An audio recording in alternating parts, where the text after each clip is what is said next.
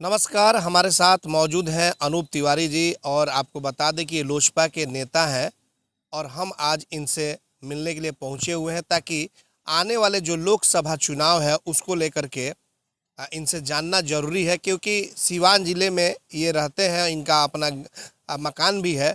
और सबसे बड़ी बात यह है कि सीवान ज़िले में जिस जगह पे ये रहते हैं, सीवान लोकसभा तो है ही, इसके अलावा महाराजगंज लोकसभा, दोनों जो सीट है इन दोनों सीटों पर इनकी निगाहें रहती है। और सबसे बड़ी बात यह है कि ये पूर्व में भी विधानसभा के प्रत्याशी भी रह चुके हैं और इस बार लोजपा में है। लोजपा में एक कहा जाता है कि अच्छे पद पे है, चिराग पासवान की जो पार्टी है। और इस बार हम इनसे जानना चाहेंगे कि जो लोकसभा का चुनाव होने वाला है, सीवान पर चर्चा करेंगे और महाराजगंज पर भी चर्चा करेंगे कि दोनों सीटों पर क्या होगा। लेकिन उससे पहले अभी जिस तरीके से जो राजनीतिक हालत जो चल रहे हैं अभी बिहार के, मनोज झा और उसके बाद से आपने देखा होगा आनंद मोहन को लेकर के मनोज झा के द्वारा जो बयान दिए गए उस पर एक विवाद छिड़ गया पूरे बिहार में।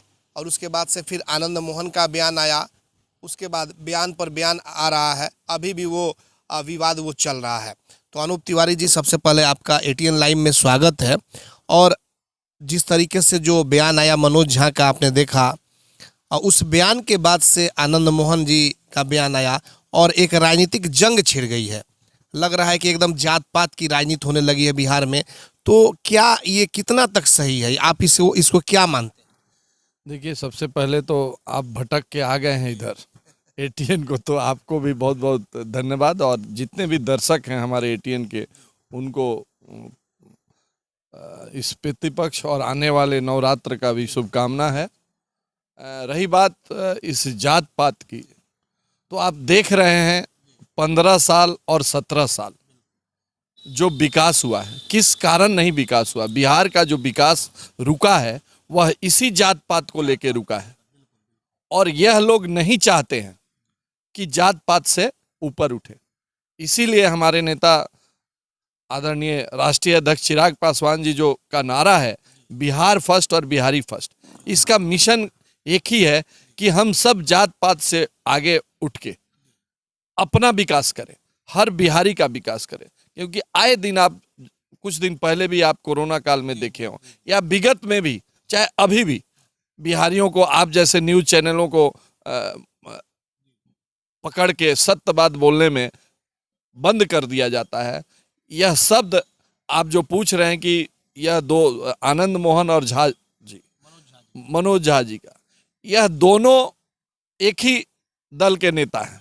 कुछ दिन पहले आनंद जी ने बहुत सारे वीर गाथाएं पढ़ी थी, ठीक है। मुझे समझ में नहीं आ रहा है, शायद हो सकता होगा कि इनको टिकट के लालू जी ने इनको लौटा दिया, इसके कारण ये आग बबूला होके अपने जाति में अपने को चमकाने में लगे हैं। लेकिन राजपूत समाज हमेशा ही सब समझ रहा है और यह ब्राह्मणों का आदर भी करता है। तो एक व्यक्ति से बोलने के लिए इससे कोई जाति फर्क नहीं। मैं इसे इनके बातों पर अगर मैं करूं तो इनको हाईलाइट करूंगा और यही चाहते हैं कि मेरा अब हाईलाइट हो। तो इसलिए इन बातों को छोड़ के आप अगर विकास और बिहार और बिहारी की बात करें तो मैं बहुत खुश रहूंगा। अनूप जी, ये बताइए कि अभी फिर आपने देखा कि बिहार में जातीय जो जनगणना है उसको भी पेश किया गया और इसको लेकर भी विवाद छिड़े हुए हैं। और खास करके आपको बता दें कि आपकी जो अलायंस पार्टी है बीजेपी, चाहे वो किसी भी कास्ट के लोग हों, वो विरोध कर रहे हैं। तो इसको क्या मानते हैं? देखिए, पहला आपको भी पता है कि यह जातीय जो जनगणना हुआ है, यह अधूरा हुआ है, बीच में रुक गया था। आप मेरे गांव में ही बहुत सारे लोग हैं जिनकी गणना नहीं हुई है और ये उस आधार पे रिपोर्ट आ गया, सिर्फ और सिर्फ चुनावी मकसद है, ठीक है, सब कोई जानते हैं। और रह गई बीजेपी की बात, तो आप आदरणीय प्रधानमंत्री मोदी जी का बयान भी सुने होंगे कि हमारा धर्म है गरीबों का। तो गरीब हर क्षेत्र में है। अगर गरीब के विषय में देखा जाए, यानी बिहार अगर गरीब राज्य है, किसी कास्ट में, वो कास्टिज्म की बात नहीं है, किसी में गरीबी है, किसी में गरीबी है, वो गरीबी फर्स्ट हम देखें। तो मैं अपने जीवन काल से ही, और हमारे नेता भी आदरणीय चिराग पासवान, आप जानते हैं कि आरक्षण भी वही उठाने वाले अब सिर्फ बात होनी चाहिए कि हमारा बिहार विकास कैसे हो। हमारे बिहारियों पे जो धब्बा लगा है जो लोगों के द्वारा, वह हटाने की जरूरत है। यह जात पात से नहीं। आप बताइए कि आप शिक्षा में क्या काम कर रहे हैं, आप बताइए कि आप स्वास्थ्य में क्या काम कर रहे हैं, आप बताइए कि हमारे आप कृषि का रोड मैप क्या है, आप कितने सबमिट करा रहे हैं।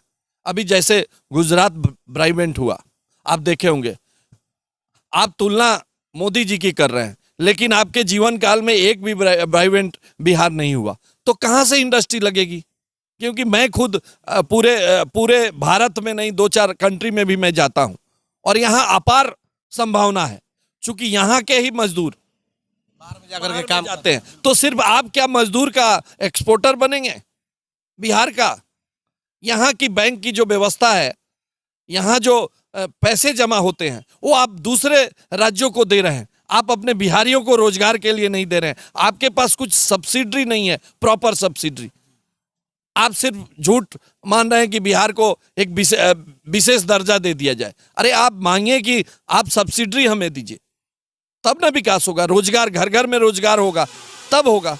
जैसे हम लोग दूध उत्पादन में, आपको पता होगा कि विश्व में नंबर 1 है। चावल उत्पादन में आज रसिया में 1 साल से युद्ध लगी हुई है। हम लोग तीसरे नंबर के, रसिया और यूक्रेन के बाद तीसरे नंबर का उत्पाद। इसका खेती कैसे हो?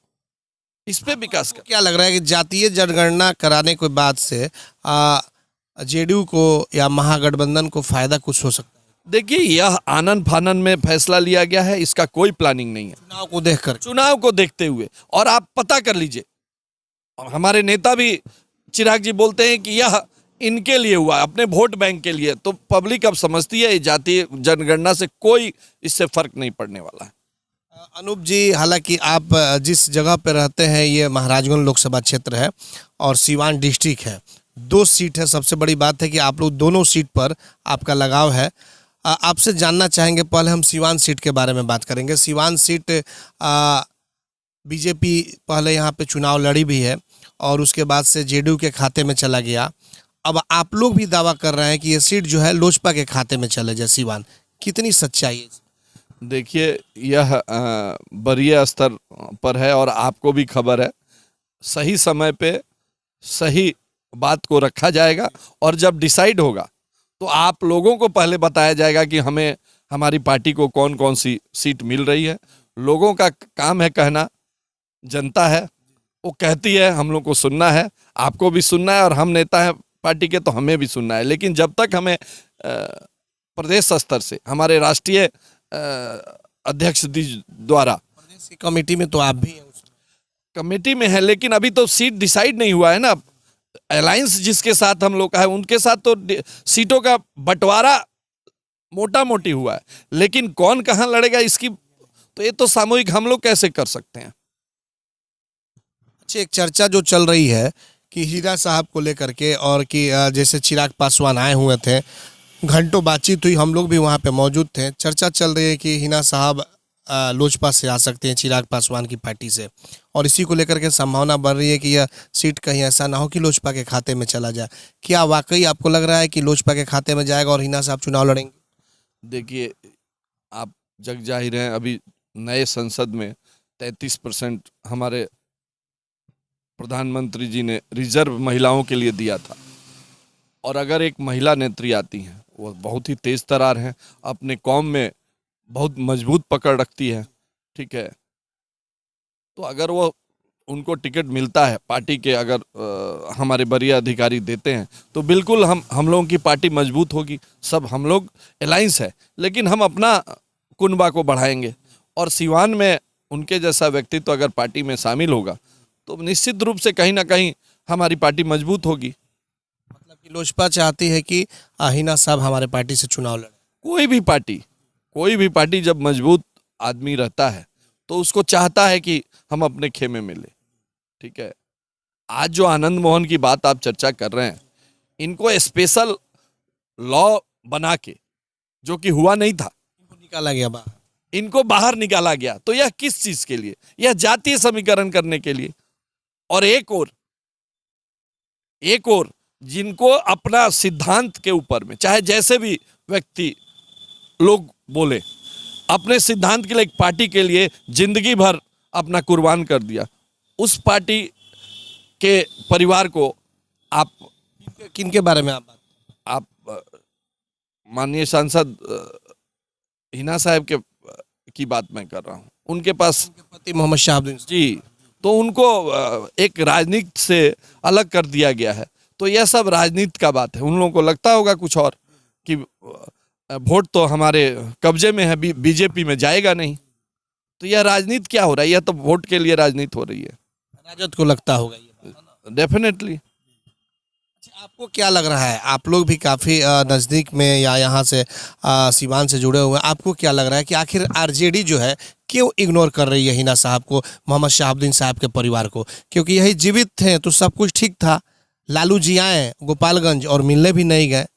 आपका नज़रिया क्या है, क्योंकि आप भी एक राजनेता हैं?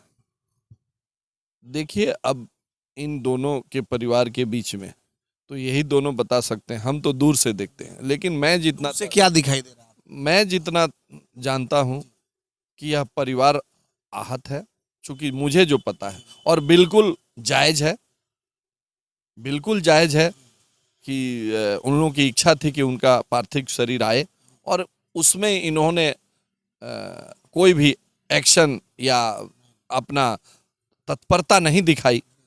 तो इसी को लेके मेन मुझे लगता है कि वह परिवार दुखी है, और वाजिब भी बात है।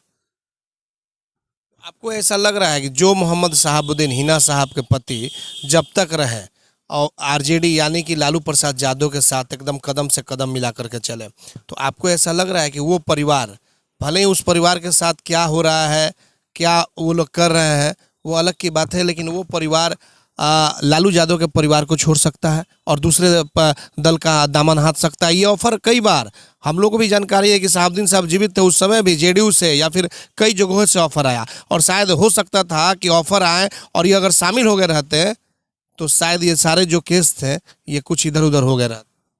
देखिए, यह उस समय मैं उतने पूर्ण राजनीति जीवन में नहीं था ना, तो मुझे नहीं मालूम है कि वह थामेंगी या नहीं थामेंगी। ठीक है, यह तो उनका डिसीजन होगा, अंततः तो उन्हीं का डिसीजन होगा कि वह कहाँ रहेंगी, किसके पास रहेंगी। मतलब कि आप लोग चाहते हैं कि आए और आपकी पार्टी हिना साहब के आने से लोजपा मजबूत हो? देखिए, कोई भी पार्टी, जैसे हम अभी बताए ना कि आनंद मोहन को हटाया गया, वो संस्थापक बीजेपी में थे, उनको स्पेशल कानून किस लिए? पार्टी को मजबूत करने के लिए। ठीक है, तो कोई भी पार्टी अगर हमारे राष्ट्रीय अध्यक्ष जी का में भी एक वहाँ आए थे और दुख दर्द का ये था, लेकिन हिना साहब एक कद्दावर नेत्री हैं, और उनका जो समाज में जो मान सम्मान है उनके कौम में, वह बहुत ही एक तरह से बोला जाए तो नंबर 1 है। तो पार्टी अगर स्वागत, हमारे राष्ट्रीय अध्यक्ष अगर स्वागत करते हैं तो हम लोग तो नज़दीक के हैं, हम लोग को और फायदा होगा, हमारे को और मजबूती मिलेगी। चिराग पासवान आए हुए थे और घंटों कमरे में बातचीत भी हुई थी। उस समय हिना साहब भी थी, ओसामा साहब उनके पुत्र भी मौजूद थे।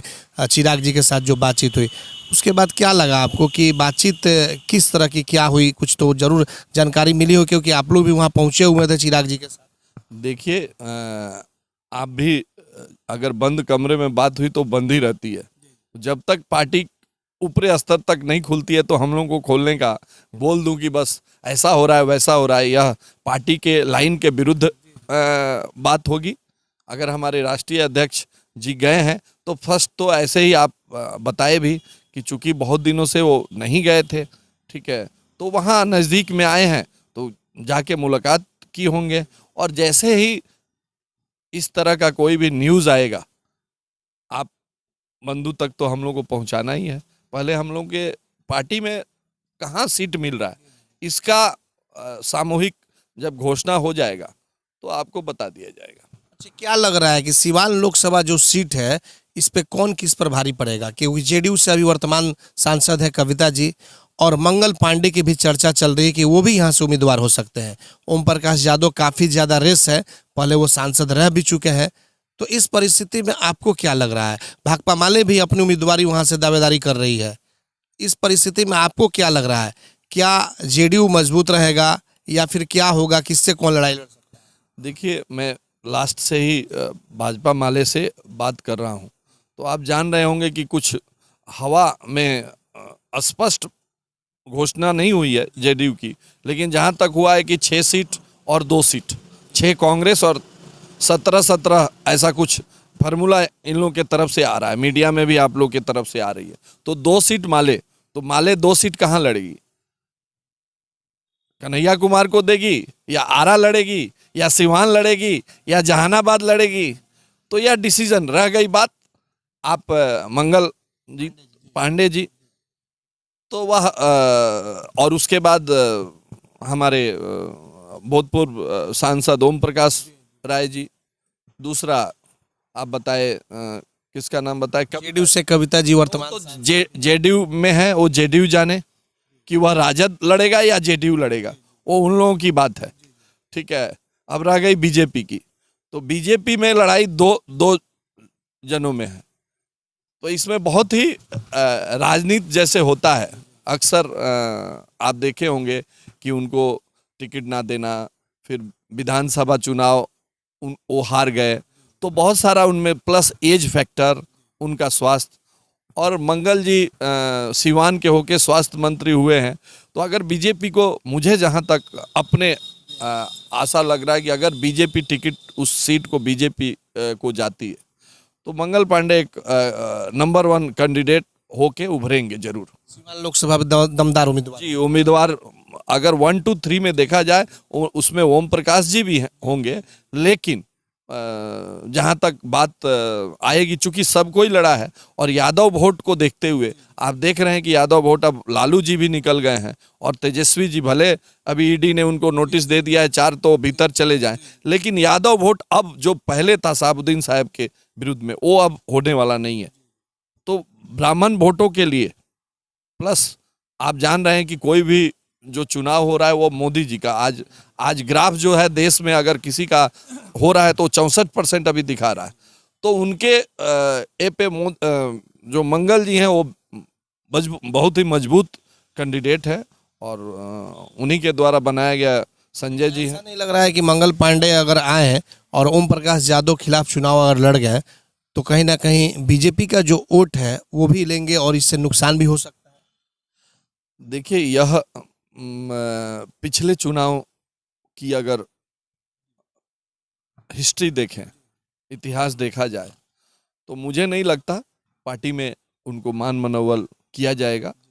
और ओम प्रकाश जी का वोट उस समय था, लेकिन एक अगर उद्देश्य लाके नरेंद्र मोदी जी का वहाँ प्रचार हो, और ये सब संभावना जरूर कठिन होगा, लेकिन जहाँ तक समीकरण अगर अंतिम रूप देखा जाए, तो मुझे लगता है कि इसमें, क्योंकि दोनों गुट में भी होगा, अगर दूसरा i.india.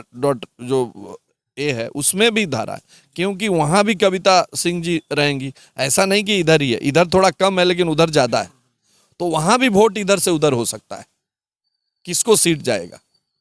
तो इसलिए लड़ाई दोनों तरफ अभी कंफ्यूजन कन्फ्यूजन बनाओ मेरे हिसाब से।